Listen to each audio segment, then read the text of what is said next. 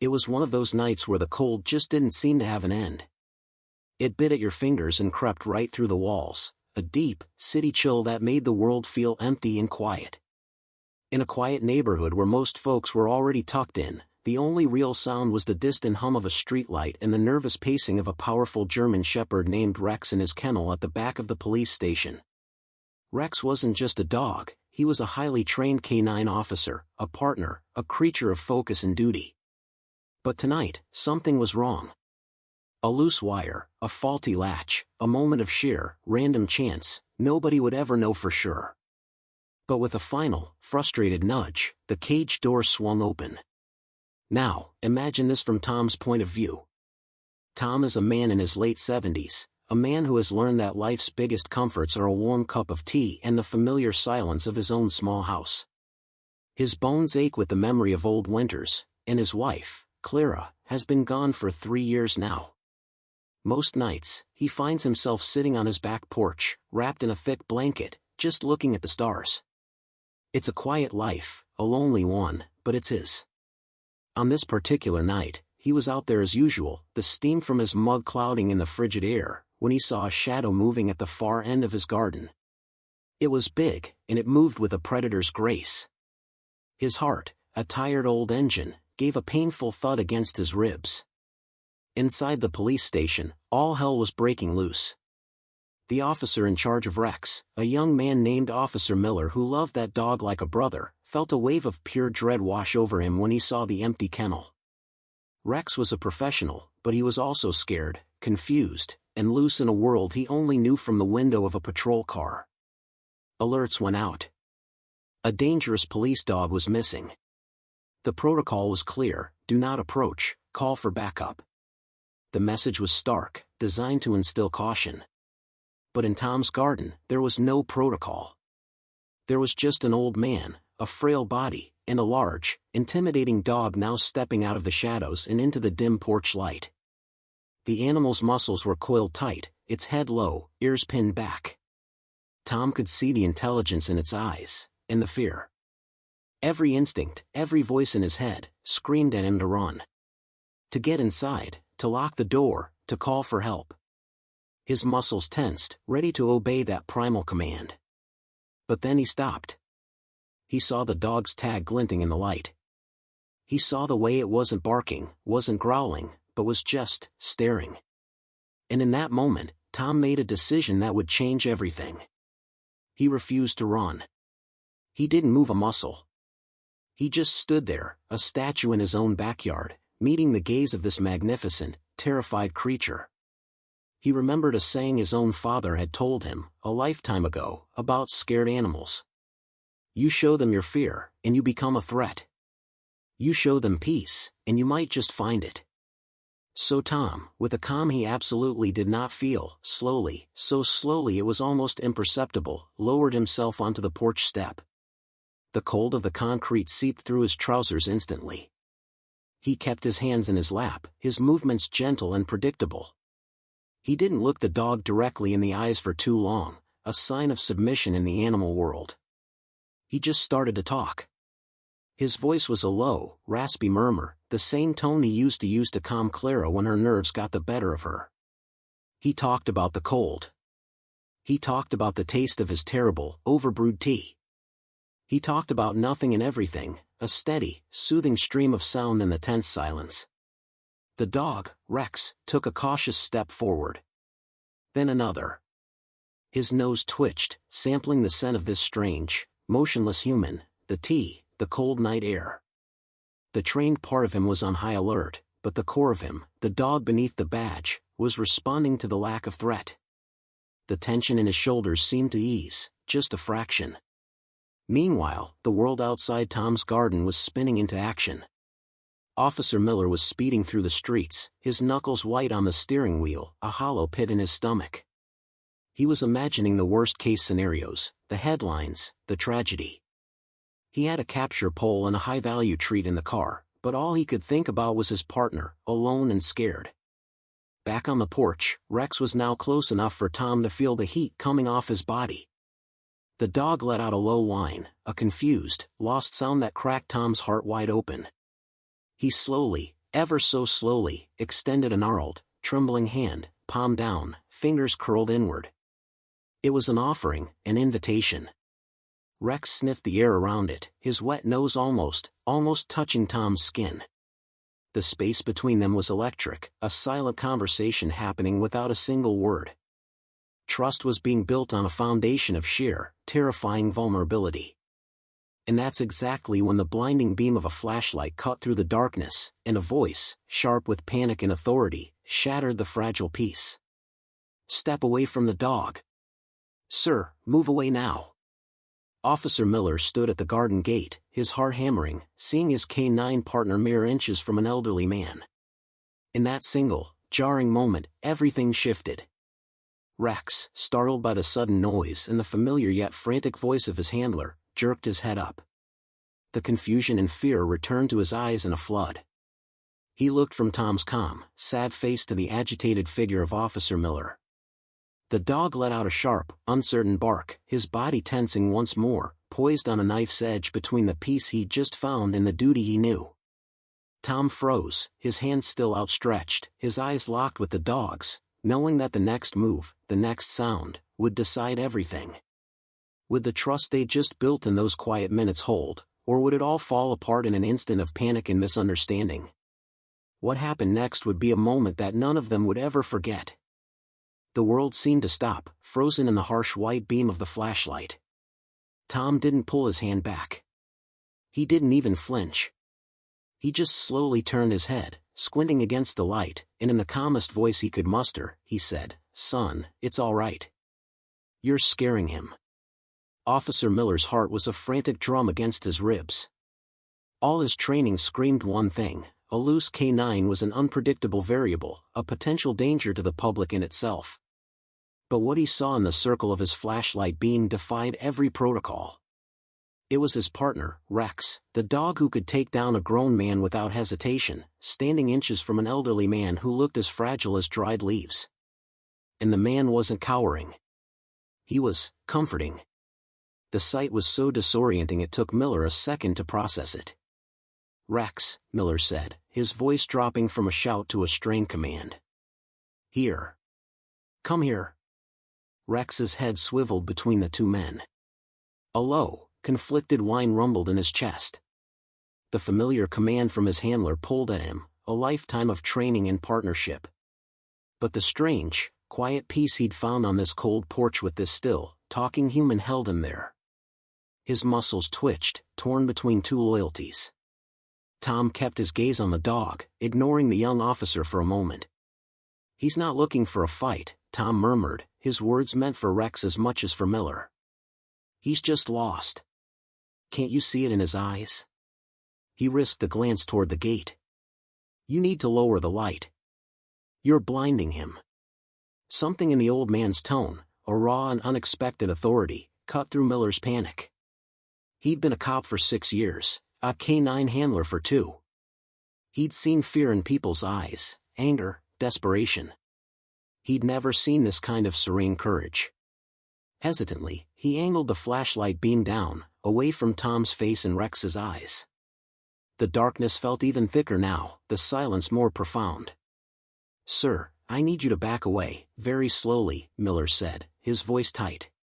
He started to move carefully through the garden, the capture pole feeling clumsy and alien in his hands. The last thing he wanted to do was use it on Rex. He's a police dog. He's highly trained, but he's scared. This is a very dangerous situation. Tom gave a slow, sad shake of his head. "Dangerous for who?" he asked softly. He finally lowered his outstretched hand, placing both of them on his knees. He looked ancient and tired in the dim light. "He came to me. I didn't call him. He was just there. And a creature that comes to you for comfort isn't a creature you turn away from. No matter how big his teeth are." Miller stopped a dozen feet away, close enough to see the tension in Rex's haunches. He could see now that the dog wasn't in an attack posture. His tail was tucked, his body low. He was submissive, scared. The realization was a gut punch. This wasn't the confident partner he chased down suspects with. This was the dog who whined during thunderstorms, the one who slept curled at the foot of his bed. This was his dog, truly frightened. "His name is Rex," Miller said, the words coming out before he could stop them. It felt important, suddenly, to give the dog his name back, to remind everyone, including himself, that this was a partner, not just a weapon. "We were on a call earlier, a bad one. A warehouse break-in. Lots of shouting, chaos. Someone set off a firecracker right near his kennel when we got back. He must have spooked and found the weak spot in his latch." Tom listened, his eyes never leaving Rex. He was piecing the story together.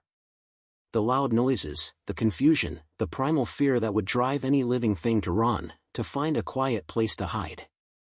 His garden, with its overgrown bushes and silent old man, must have seemed like a sanctuary.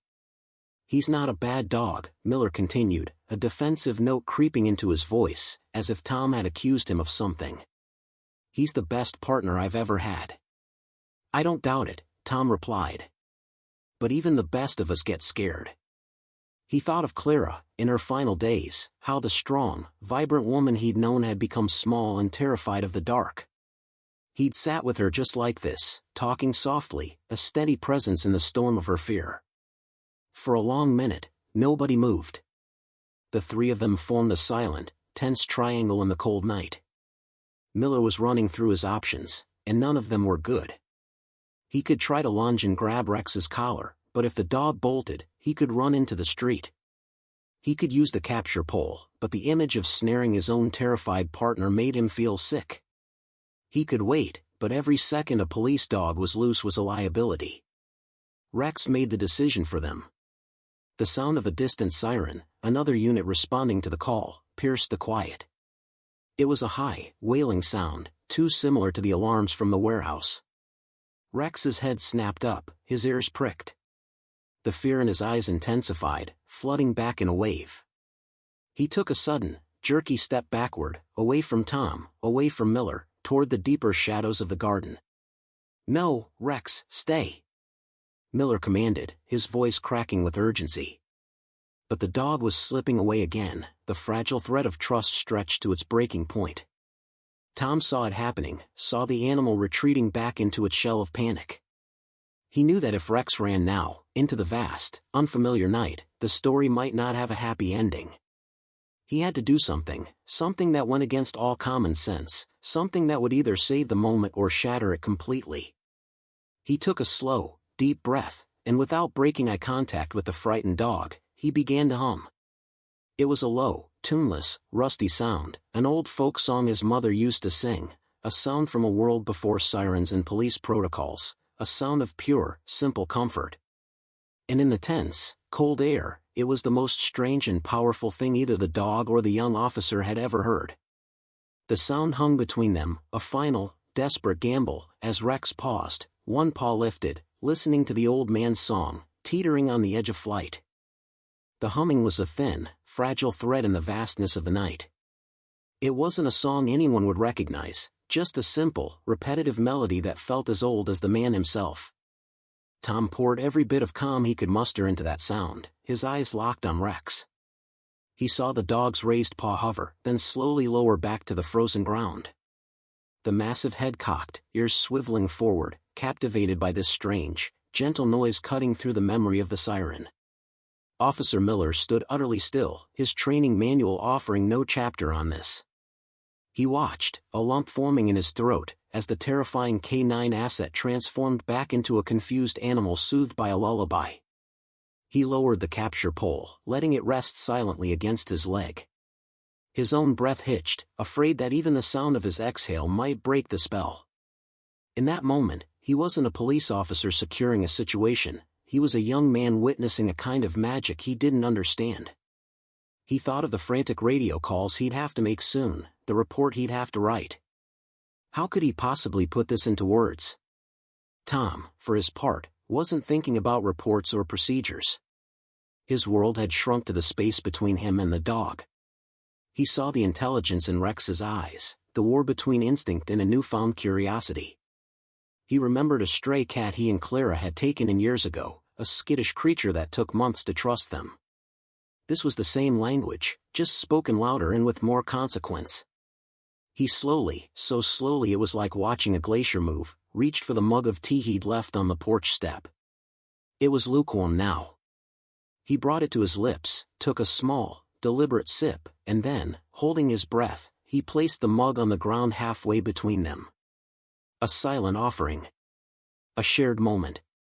Rex's nose twitched. The scent of the earthy tea, mixed with the familiar, non-threatening scent of the old man, was a powerful lure. He took one hesitant step forward, then another, his focus entirely on the chipped ceramic mug. Miller's grip tightened on the capture pole, every muscle in his body screaming to act, to use this moment of distraction. But something held him back. It was the look on Tom's face. It wasn't triumph or fear, it was a profound, deep sadness, as if he was looking at something he'd lost a long time ago. The distant sound of another police car, this one closer, turning onto the street, shattered the delicate peace for a second time. This time, the spell broke differently. Rex didn't startle back. Instead, he let out a sharp, urgent bark and trotted the last few feet to Tom, not stopping at the mug, but pushing his broad head directly under the old man's trembling hand. It wasn't a demand, but a plea. The contact was electric. Tom's gnarled fingers instinctively sank into the thick, coarse fur of the dog's neck. He could feel the powerful muscles beneath, the rapid, panicked beat of the animal's heart. Rex was hiding. He was using the old man as a shield against the scary world. Miller's radio crackled to life, a dispatcher's voice cutting through the static. Unit 47, be advised, backup is unseen. What is your status? Is the K9 secure? The voice was tinny and loud in the quiet garden. Rex flinched, pressing his body closer against Tom's legs, a low growl rumbling in his chest. It wasn't a growl of aggression, but of pure, unadulterated fear. Tom looked up, his eyes meeting Miller's. In that shared glance, a silent, desperate conversation happened. Tom's eyes were asking, pleading, what now? You see he's not dangerous. You see he's just scared. Miller's mind raced. The backup officers wouldn't have this context. They would roll up, see a large German shepherd looming over an elderly man, and their training would take over. The situation could escalate in a heartbeat. He had to control the narrative, and he had to do it now. He raised his radio to his lips, his voice low and surprisingly steady. Dispatch, this is Unit 47. The K9 is located. The situation is contained. Stand by. Do not approach my location. I repeat, all units stand by. He was buying time, a precious commodity that was slipping through his fingers like sand. He took a cautious step forward, then another, his hands open and empty, the capture pole left behind in the grass. Easy, Rex, he murmured, using the same soft tone he did when he found the dog after a tough search. It's just me. It's just Miller. But Rex was too far gone. The dog's world had narrowed to 2 points, the terrifying, unknown sounds from the street, and the single, solid point of safety he had found in the old man on the porch. He bared his teeth, a warning flash of white in the darkness, not at Tom, but in the direction of his approaching handler. It was a heartbreaking sight. The partner was now seeing his friend as a threat. Miller froze, a fresh wave of helplessness washing over him. He was so close, close enough to see the trust in the old man's eyes and the terror in his dog's. He was trapped between his duty and a truth he was only just beginning to understand. The front gate creaked open behind him. He didn't need to turn around to know that the other officers had arrived, and that the delicate, humming wire tension of the moment was about to be severed by the heavy boot of protocol. The creak of the gate was the loudest sound Tom had ever heard. It cut through the fragile peace of the garden like a shattering window. He felt Rex's entire body go rigid beneath his hand, the low growl deepening into a visceral snarl that vibrated up through the old man's arm. Out of the corner of his eye, Tom saw 2 figures, bulky in their police uniforms, step into the yard. Their postures were all business, their hands resting on their belts, their faces hard and focused in the dim light. "Miller, what's the situation?" one of them called out, his voice sharp and authoritative. It was a voice used to being obeyed, a voice that knew nothing of old men's lullabies or a dog's quiet plea for safety. Officer Miller didn't turn around. He held up a single hand, a desperate signal for them to stop, to stay back. But his eyes were locked on Rex, whose lips were now pulled back fully, revealing every formidable tooth. The dog wasn't looking at Tom anymore, his entire being was focused on the new, perceived threats at the gate. He was a shield, yes, but he had also become a guardian, and the people approaching his safe person were the enemy. "Stand down," Miller hissed over his shoulder, his voice tight with a panic he could no longer hide. "Just give me a minute." "That dog is not secured, Miller," the other officer said, his tone leaving no room for argument. "We have a procedure for this. Step away and let us handle it." Tom's heart hammered against his frail ribs. He could feel the storm about to break. He saw the way the new officers moved, spreading out slightly, trying to flank them. He saw the glint of a long, ominous pole in one of their hands. It was a scene he'd never imagined being in, a nightmare of tension and misunderstanding unfolding on his own quiet patch of grass. He knew, with a chilling certainty, that if they tried to take Rex by force, someone was going to get hurt. The dog would fight. And he, an old man caught in the middle, would be powerless to stop it. He tightened his fingers in Rex's fur, not to hold him back, but to anchor himself. "Easy, boy," he whispered, his voice barely audible. "Easy now. No one's going to hurt you." But the words felt flimsy, useless against the tide of professional urgency now filling his garden. Rex took a sudden, lurching step forward, putting his body squarely between Tom and the officers. The snarl became a thunderous, echoing bark that ripped through the night air. It was the sound he used to stop criminals in their tracks, a sound full of power and terrifying intent. The officers at the gate instinctively took a step back, their hands moving to more than just their belts. "Sir," the first officer shouted at Tom. "You need to get inside now. Move away from the animal." But Tom couldn't move. He was frozen, not by fear anymore, but by a fierce, protective instinct he hadn't felt in years. This dog, this scared, magnificent creature, had chosen him. In the dog's mind, they were a team. To run away now would be the ultimate betrayal. Miller saw it all unfolding like a slow-motion train wreck. He saw his backup preparing to escalate. He saw Rex, his loyal partner, moments away from being labeled a dangerous aggressor. He saw the old man, a statue of defiance, ready to stand his ground. And in that fractured second, he made a choice. He abandoned every line of his training. He turned his back on Rex. It was the most dangerous thing he could have done, a deliberate act of vulnerability. He faced his colleagues, his hands held high and empty. "Stand down," he yelled, his voice cracking with raw emotion. "I said stand down. Look at him. Just look." The two officers hesitated, confused by his actions. Their eyes flickered from Miller's pleading face to the snarling dog and the resolute old man. In that precious sliver of a pause, Miller dropped his voice, speaking only to the men at the gate, his words a frantic, desperate whisper they had to strain to hear. "He's protecting him. Don't you see it?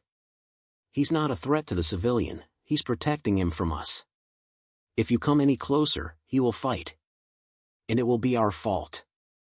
The garden fell into a breathless, electric silence. The only sound was Rex's guttural growling, a continuous, rolling warning. The officers stood frozen, their procedures failing them.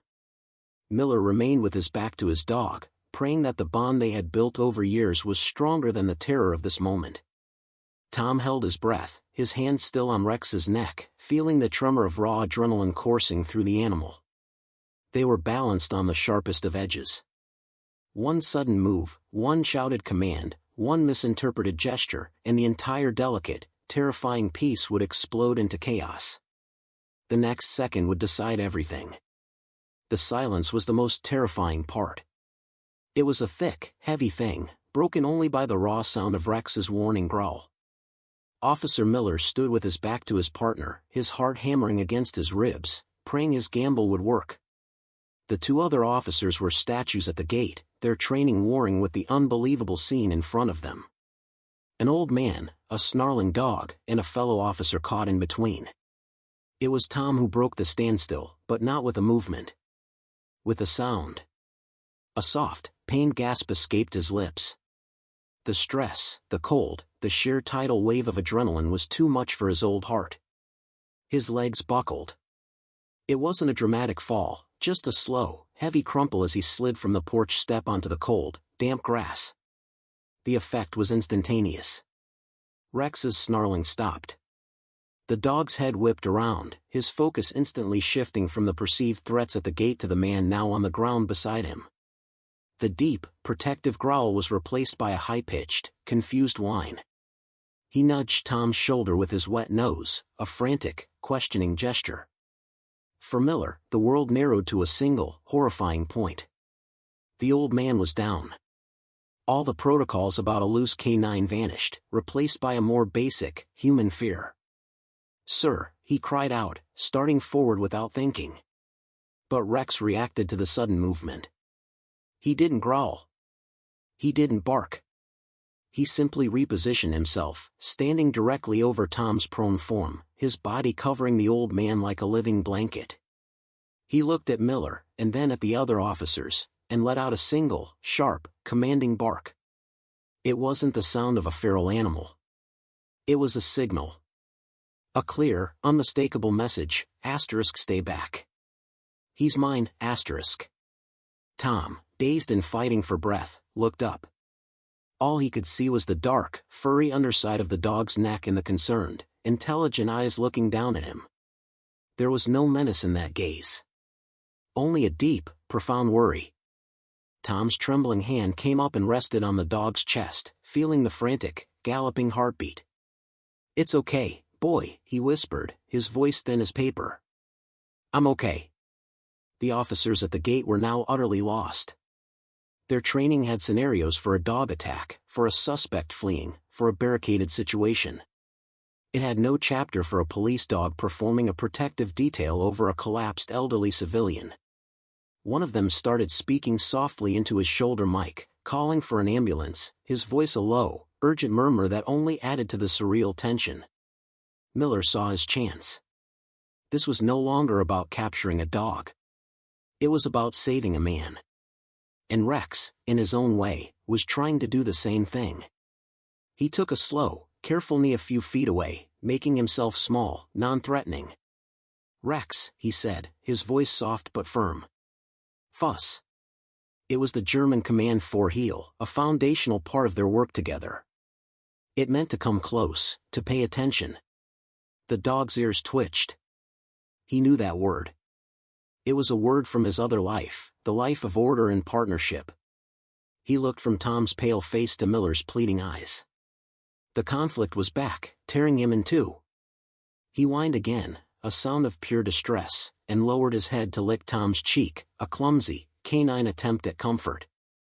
In that moment, a new sound joined the chaos. The distinct, wailing scream of an ambulance siren, still a few blocks away but growing rapidly closer.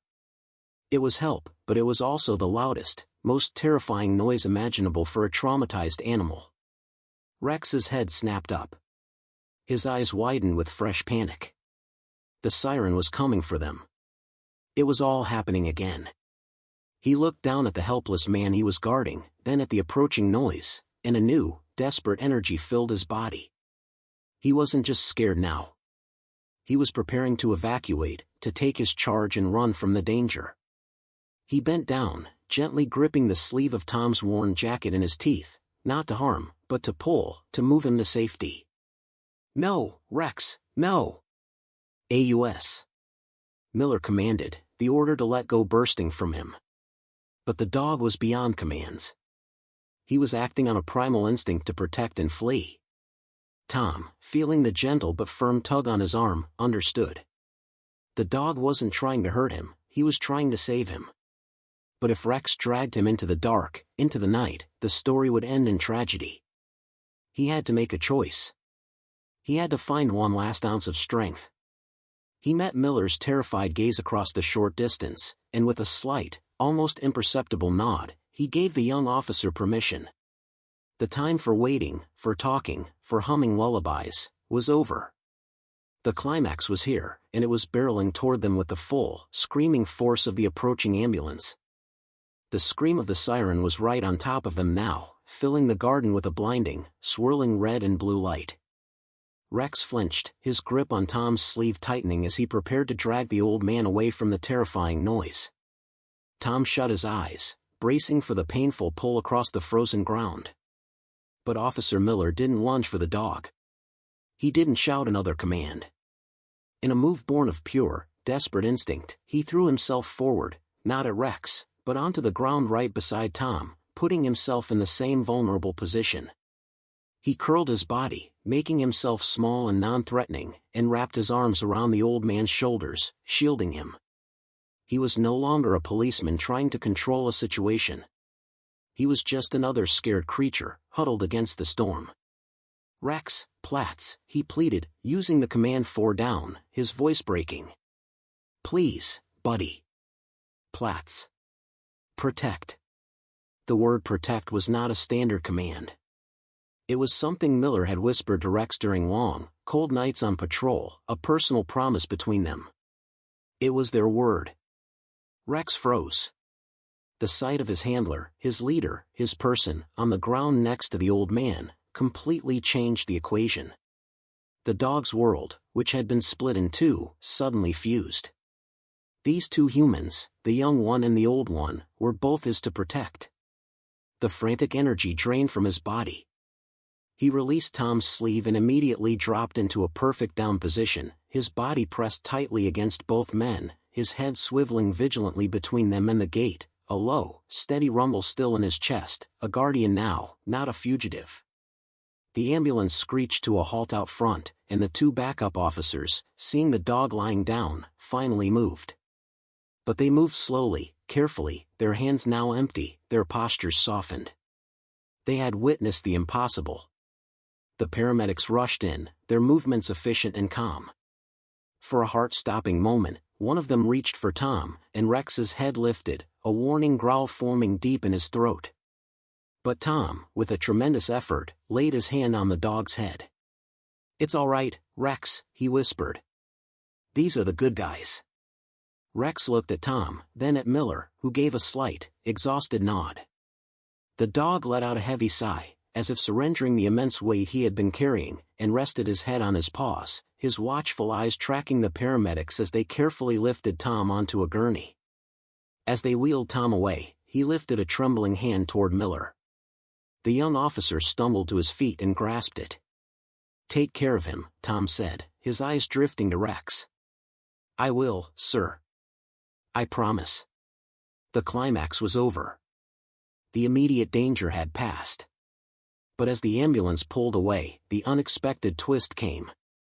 Miller, his legs shaking, knelt back down and buried his face in Rex's thick fur, not as an officer securing his canine, but as a man overcome with emotion. Rex responded by licking the tears from his handler's cheek, his tail giving a single, tentative thump on the grass. One of the other officers approached, his voice hushed. "Miller, you know the protocol. After an incident like this, especially with a civilian involved, he has to be taken in for a full behavioral evaluation. He could be retired." Miller looked up, his face a mask of grief and defiance. He knew what that meant. A dog deemed too unpredictable, even for the right reasons, often didn't get a second chance. The battle for Rex's safety was over, but a new, bureaucratic battle for his very future was just beginning. He had saved the old man, he had saved his partner from a violent end tonight, but he might have just cost him his job, his purpose, his whole world. The relief of survival was instantly replaced by the cold dread of what came next. The days that followed were a blur of sterile rooms and quiet anxiety. Tom spent one night in the hospital for observation, his body exhausted but his heart, much to the doctor's surprise, just fine. He was released into the profound silence of his own home, but the silence felt different now. It was no longer just empty, it was waiting. Meanwhile, Officer Miller faced a different kind of confinement. Rex was placed on mandatory administrative leave, kenneled at a special veterinary facility for a 10-day behavioral quarantine. The department's review board was convening. The words instability and liability were being used in memos Miller wasn't supposed to see. He visited Rex every day, but the visits were supervised and clinical. The dog would wag his tail, but his eyes held a confused question that Miller didn't know how to answer. He'd failed his partner, not on the streets, but in the labyrinth of rules and regulations. Back at his house, Tom found he couldn't settle. He'd look out at the back porch and see not just a memory of a terrifying night, but a moment of profound connection. He thought about the dog's weight against his legs, the intelligent, worried eyes, the way it had chosen peace when everything in its world screamed for a fight. He knew, in his bones, that the system might see Rex as a problem to be solved. And Tom had lived long enough to know that sometimes, solutions from a committee could be the cruelest outcome of all. So, he did something he hadn't done in years. He made a phone call. Then another. He asked for Officer Miller's precinct. He was transferred, put on hold, and told his message would be passed along. It wasn't enough. The next day, he put on his best shirt, the one he used to wear for Sunday dinners with Clara, and he took a bus downtown. He walked into the police station, his back straight, and asked to speak to the person in charge of the K-9 unit. He was met with polite skepticism. A sergeant listened patiently as Tom, his voice soft but unwavering, told his story. Not the story of a dangerous dog, but the story of a scared one. He spoke of the humming, the shared silence, the way Rex had protected him, not attacked him. He talked about the difference between aggression and loyalty, between a faulty instinct and a brave heart. He wasn't an expert in police procedure, he said, but he was an expert in being lonely and scared, and he knew what it looked like when another soul recognized that in you. The sergeant, a man named Davies who had seen everything in his 20 years, found himself listening not to a complaint, but to a testimony. He had read Miller's report, which was full of clinical details and self-recrimination. But this old man's account was the heart that the report was missing. A week later, Miller was called into a meeting. He walked in expecting the worst, his stomach in knots. But sitting at the table, next to Sergeant Davies, was Tom. The old man gave him a small, reassuring smile. "Officer Miller," Davies began, steepling his fingers. "We've completed our review. And we've had a compelling character witness." He nodded toward Tom. The situation was undeniably a breach of protocol. But the outcome suggests something else. The dog's actions, while unorthodox, showed a profound ability to assess a threat and protect a vulnerable citizen. That's not a liability, that's the core of what we want in a partner. Miller could barely breathe. "So, what's the decision, sir?" "Rex is being released from quarantine," Davies said. "But he's not returning to active duty." Miller's heart sank. This was it. Retirement. "Not yet, anyway," Davies continued. "We're instituting a new, probationary assignment. We want you and Rex to undergo a 40-hour certification to become a community outreach team. You'll visit schools, community centers, maybe even senior homes." He glanced at Tom. "Teaching people about the work we do, and showing them that behind the badge, there's a heart. It seems your partner has a particular gift for that." Relief washed over Miller so powerfully he felt lightheaded. It wasn't an end. It was a new beginning. The following Saturday, Miller pulled his car up in front of Tom's house. He opened the back door, and Rex bounded out, his tail a whipping blur of joy. He ran straight up the garden path to where Tom was waiting on his porch, a familiar mug in his hand. This time, there was no tension, no fear. Rex skidded to a happy stop and lavished Tom's hands with wet, enthusiastic licks. Tom laughed, a real, full-bodied sound that had been absent from his life for too long. He scratched behind the dog's ears, right in that perfect spot. Miller walked up, a smile finally easing the worry from his face. "He hasn't stopped wagging since we left the kennel," he said. "He's home," Tom said simply, looking from the dog to the young officer. And in a way, they all were. The story that had begun with a broken latch and a cold night didn't end with a dramatic rescue or a tragic loss. It ended with a quiet understanding on a sunny porch. It was a story about how fear can be met with kindness, and how the most unexpected friendships can mend the most broken parts of us, the loneliness of an old man, the doubt of a young cop, and the scared heart of a loyal dog who, in the end, just needed someone to see the friend behind the teeth. Tom took a sip of his tea, Rex settled contentedly at his feet, and Miller pulled up a chair, the three of them sharing a silence that was no longer empty, but full of peace.